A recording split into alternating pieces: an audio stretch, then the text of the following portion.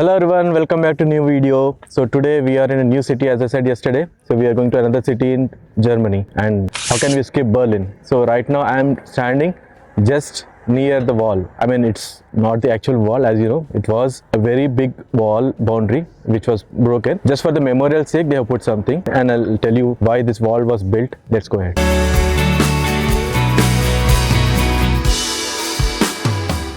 So as you know, Berlin is the largest city and as well as the capital city, and it is basically divided into 12 districts. Okay, so I'll mention which district currently we are in. The significance of Berlin in world's history is it's been part of World War II and Cold War as well. Good thing about the city is 1/3 of the city is very green. So చూసుకోవచ్చు మీరు ఇక్కడ just imaginary సే కోసం wall కట్టారు. అంటే ఇది wall కాదనుకోండి, just చూపించడానికి. So 1989లో దీన్ని destroy చేశారు వాల్. చాలా మంది తెలిసి ఉంటుంది ఎందుకు ఉండేది వాల్ అనేది. So east Germany and west Germany రెండు కంట్రీస్గా ఉండేవి కదా. సో 1989లో యూనిఫికేషన్ అయిందన్నమాట as a country, single country Germany అని. So right now it is just open air museum, open air memorial. So మీ ఎవరికైనా డౌట్ రావచ్చు, నిజంగానే వాల్ దగ్గరికి వచ్చాడే ఎక్కడికో వచ్చి చూపిస్తున్నాడంటే ఇదిగోండి proof, Berlin wall memorial. So ఆ మెమోరియల్ రిలేటెడ్ సమ్ ఆర్టిఫాక్ట్స్ అవన్నీ ఉంటాయి, అవి చూద్దాం ఇప్పుడు. ఇదిగోండి వాల్స్ మధ్య నుంచి తీస్తున్నా, మీకు క్లియర్గా కనిపించకపోవచ్చు. అటువైపు ఇంకో వాల్ చూసుకోవచ్చు మీరు. సో చూసారు కదా, అటు సైడ్ వాల్ ఇటు సైడ్ వాల్ ఉంది. చూసుకోవచ్చు మీరు 1963లో ఇలా ఉండేది అనమాట, మొత్తంగా క్లోజ్డ్ అనమాట. తర్వాత 1990లో మొత్తం ఇలా ఉండేది. సో నాకు అదే డౌట్ వచ్చిందనమాట. సో ఇప్పుడు బర్లిన్ సిటీ మధ్యలో కదా ఉంది వాల్. సో ఆ టైంలో ఎలా ఉండేదంటే దాన్ని ఈస్ట్ బర్లిన్, వెస్ట్ బర్లిన్ అనేవాళ్ళు. ఎలా అయితే ఈస్ట్ జర్మనీ, వెస్ట్ జర్మనీయో అలాగే ఈస్ట్ బర్లిన్, వెస్ట్ బర్లిన్ అనేవారు. ఈస్ట్ బర్లిన్ ఏమో ఈస్ట్ జర్మనీకి క్యాపిటల్ ఉండేది, అలాగే వెస్ట్ జర్మనీకి బాన్ అనేది క్యాపిటల్ ఉండేది అనమాట. 1949 నుంచి 1990 దాకా ఉండేది బాన్. తర్వాత ఎప్పుడైతే యూనిఫికేషన్ అయిందో Germany as a single country, మొత్తం జర్మనీకి బర్లిన్ని క్యాపిటల్ సిటీ చేశారు. కొంచెం నార్త్ సైడ్ కూడా ఎక్స్పాండ్ అయింది సిటీ. సో అప్పటికి కొన్ని పిక్చర్స్ మీరు చూసుకోవచ్చు ఇక్కడ. 1961కి చెందినవి, 1930 కూడా ఉన్నాయి. సో ఒక చిన్న మ్యూజియం కూడా ఉంది. సో వెళ్ళే ముందు ఒక చిన్న టిప్, మీరు ఇక్కడ క్యాబ్స్ వాడుకోవాలంటే బోల్ట్ యాప్ యూస్ చేసుకోండి. బోల్ట్ క్యాబ్స్ బాగానే నడుస్తాయి అంటే ఇక్కడ. సో అలా మీరు సిటీ మొత్తం ఎక్స్ప్లోర్ చేయొచ్చు. ఆర్ ట్రైన్స్ కూడా, ట్రామ్స్ కూడా బాగానే నడుస్తాయి, trams or buses.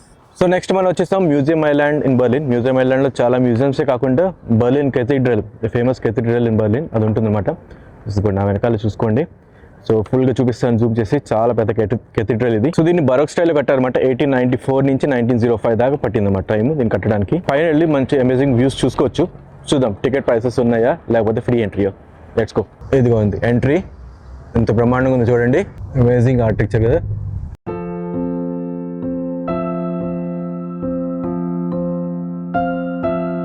So let me tell you some interesting facts about this beautiful cathedral.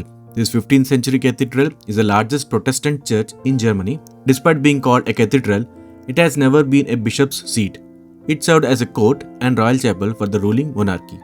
The present structure is roughly 2/3 the size of the 1905 original. When East Germany rebuilt it, they simplified the design and completely demolished the northern chapel. It was designed by an architect named Julius Rastroff.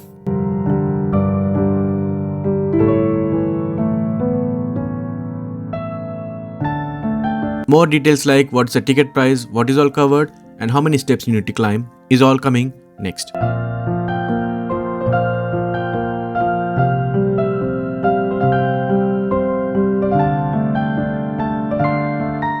ఈ cathedral main part dome అనమాట. దాని dam అంటారు. 70 metres high ఉంటుంది.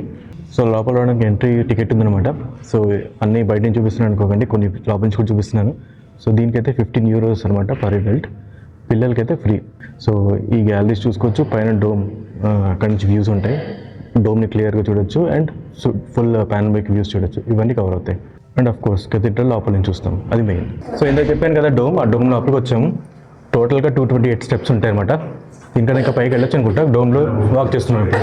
So డోమ్లో చుట్టూ తిరిగేసి కొన్ని చాలా doors, Windows అని ఓపెన్ చేసి వచ్చాము ఇక్కడ దాకా. ఇక్కడ నుంచి కొన్ని స్టెప్స్ ఎక్కి మళ్ళీ పైన వెళ్ళాలి. సో ఇప్పటిదాకా సింపుల్ స్టెప్స్, ఇక్కడ నుంచి మొదలవుతుంది. మనం స్పైరల్ స్టెప్స్ ఉంటాయి కదా, అవి ఎక్కుంటూ వెళ్ళాలి. మోస్ట్లీ ఇవే ఎక్కువ స్టెప్స్ ఉంటాయి. సో ఫైనల్లీ వచ్చేసాం టాప్కి. బాగుందా? బాగుంది. ఓకే, ఇక్కడ నుంచి వ్యూస్ చూడండి, చాలా బాగుంది. బర్లిన్ వ్యూ సూపర్ ఉంది ఇక్కడ నుంచి. ఇక్కడ దీప్తి కూడా వచ్చేసింది. అండ్ ఇక్కడ నుంచి డోమ్ అయితే తీయడానికి అవ్వదు, కాకపోతే మిగతా వ్యూస్ చూద్దాం. ఎందుకంటే ఎంత చేయగలిగితే అంత అయ్యి చూపిస్తున్నా. ఇక్కడి నుంచి కష్టమే, ఎక్కువ ప్లేస్ కూడా లేదు. అటు సైడ్ వెళ్తే నాకు కనిపిస్తుంది, చూద్దాం. ఇది టవర్ ఏంటో తెలియదు, తర్వాత పేరు ఏదో పెడతాను చూసి.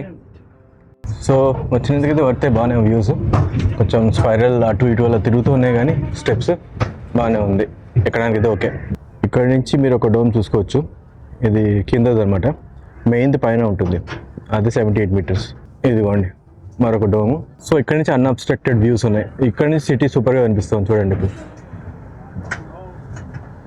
మధ్యలో ఇందాకంతా అదో కన్స్ట్రక్షన్ కదా అడ్డు పెట్టారు, ఇక్కడ నుంచి మొత్తం సిటీ కనిపిస్తుంది.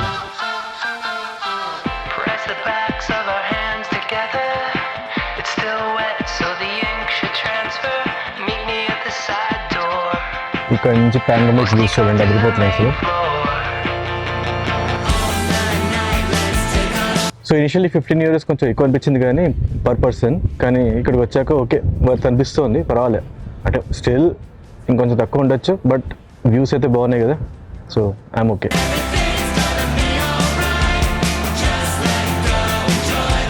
నెక్స్ట్ మనం వచ్చాము లస్ట్ గార్డెన్. లస్ట్ గార్డెన్ అంటారు, మరి ఎందుకంటారో తెలియదు కానీ లస్ట్ గార్డెన్ యాక్చువల్గా జర్మన్లో. సో ఎదురుగుండా మీరు చూసుకోవచ్చు ఇక్కడ కెథీడ్రల్, అండ్ ఈ గార్డెన్ మధ్యలో మంచి బ్యూటిఫుల్ ఫౌంటైన్ ఉంది, అండ్ బ్యాక్ సైడ్ ఒక అందమైన స్ట్రక్చర్ ఉంది, అందమైన బిల్డింగ్ ఉంది. సో బిల్డింగ్ ఏంటో నేను చూసి పెడతాను వీడియోలో, తెలిస్తే ఇప్పుడే చెప్తాను. సో చెప్పాను కదా అది మ్యూజియం ఐలాండ్ అని. సో బేసికల్ ఇందాక చూపించింది ఒకటి ఆర్ట్ మ్యూజియం అనమాట అది. అలా ఈ ఐలాండ్ మీద చాలా మ్యూజియంస్ ఉంటాయి. సో మ్యూజియంస్కి అయితే చూపించట్లేదు, మా చాలా టైం కెథీడ్రల్ అయిపోయింది, ఇంకా చాలా ప్లేసెస్ ఉన్నాయి చూపించాల్సినవి, అవి చూపిస్తాం. జస్ట్ ఈ పార్క్ అయితే చిన్నగా చూపించేసి మీకు నెక్స్ట్ పార్క్కి వెళ్ళిపోతాం.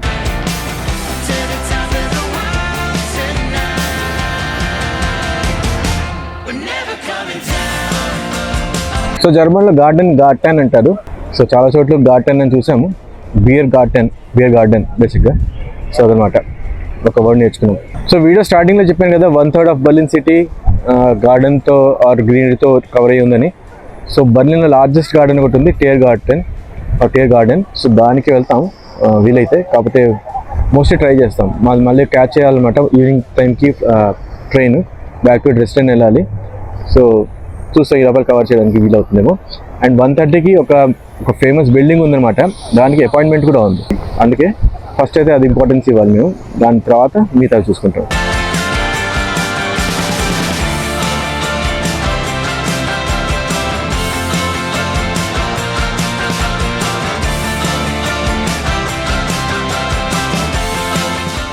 సో మన రైస్టాగ్ బిల్డింగ్ ఇందా చెప్పాను కదా, అపాయింట్మెంట్ ఉంది, దానికోసం వచ్చేసామాట. మీరు పైన చూసుకోవచ్చు డెమ్ డాయిస్ట్ వాల్కే, అంటే ఫర్ జర్మన్ పీపుల్ అని.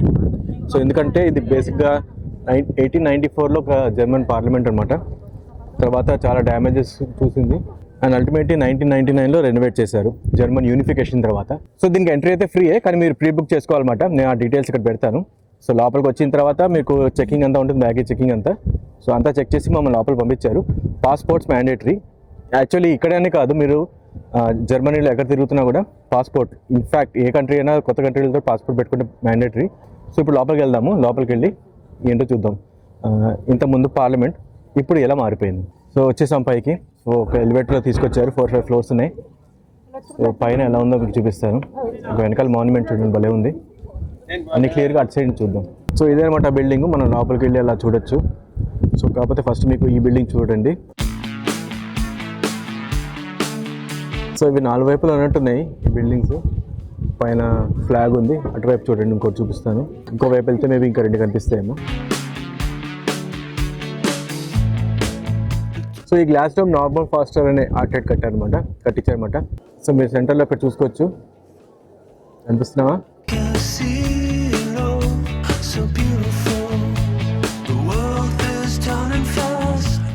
సో కొంచెం హిస్టరీ తెలుసుకుందాం. 1871లో జర్మన్ స్టేట్ ఫామ్ అయ్యిందన్నమాట. అప్పుడు ఈ బిల్డింగ్ని రైస్టాగ్ బిల్డింగ్ని పార్లమెంట్ లాగా చేశారన్నమాట, యూజ్ చేశారు. సో 1884లో కొత్త పార్లమెంట్ కన్స్ట్రక్షన్ కూడా స్టార్ట్ అయింది.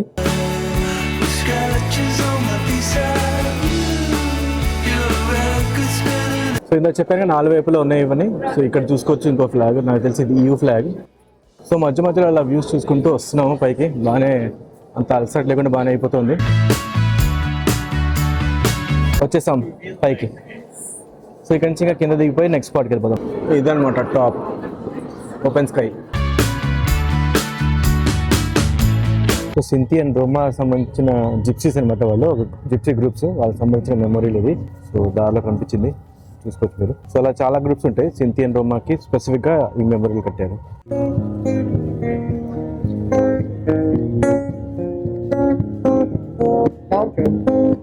Thank you.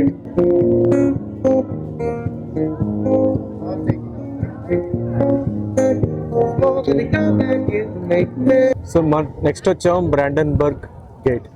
బ్రాండన్బర్గ్ గేట్ చాలా ఫేమస్ గేట్, ఎందుకంటే ఇది జర్మనీ యూనిటీ ఆ టైంలో కట్టింది అనమాట, బేసిక్గా బిట్వీన్ 1788 to 1791. అండ్ మీరు చూసుకుంటే ఇది Greek style architecture. Berlin wall demolish చేయడానికి మేజర్ రోల్ ప్లే చేసింది అనమాట ఇది. అండ్ ఇక్కడ చాలా లైవ్లీగా ఉంది ఈ ప్లేస్లో.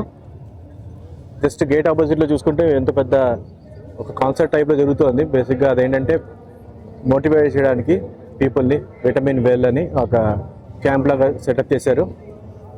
అండ్ మళ్ళీ ఇంకోసారి గేట్. సో జస్ట్ దాని ఆపోజిట్లోనే మనకు ఒక పార్క్ ఉంటుంది, దాన్ని టియర్ గార్డెన్ అంటారు. అది చాలా పెద్ద పార్క్ సిటీకి. ఇది one side of the park ఇది. So that's all we could cover in the limited time we had. I believe we covered a lot. So that's it for this video then. See you again in next video. Mali next video kaludam. Appadaki selavu. Bye.